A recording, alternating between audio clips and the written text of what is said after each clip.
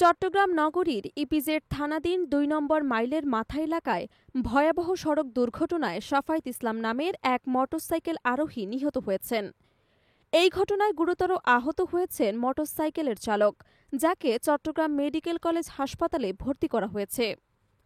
রবিবার সন্ধ্যায় এই দুর্ঘটনা ঘটে। নিহত শাফায়েতের বাড়ি বাঁশখালী উপজেলায় হলেও তিনি নগরীর চান্দগাঁও আবাসিকে বসবাস করতেন। প্রত্যক্ষদর্শীরা জানান, সিএনজি অটোরিকশার ধাক্কায় মোটরসাইকেলটি নিয়ন্ত্রণ হারিয়ে রাস্তার পাশে ছিটকে পড়ে। এতে শাফায়েত মাথায় গুরুতর আঘাত পেয়ে ঘটনাস্থলেই মারা যান। আহত মোটরসাইকেলকে আশঙ্কাজনক অবস্থায় উদ্ধার করে চমেকে পাঠানো হয়। ইপিজেড থানার উপপরিদর্শক মামুনুর রশিদ জানান, সিএনজি অটোরিকশার ধাক্কায় নিয়ন্ত্রণ হারিয়ে ২ মোটরসাইকেল আরোহী রাস্তায় পড়ে যান।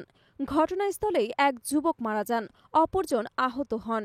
দুর্ঘটনার পর সিএনজি অটোরিকশাটি দ্রুত পালিয়ে যায়। নিহতদের মরদেহ উদ্ধার করে চট্টগ্রাম মেডিকেল কলেজ হাসপাতালের মর্গে পাঠানো হয়েছে।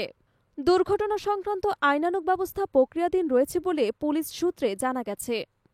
ডেস্ক রিপোর্ট, ২১ সংবাদ।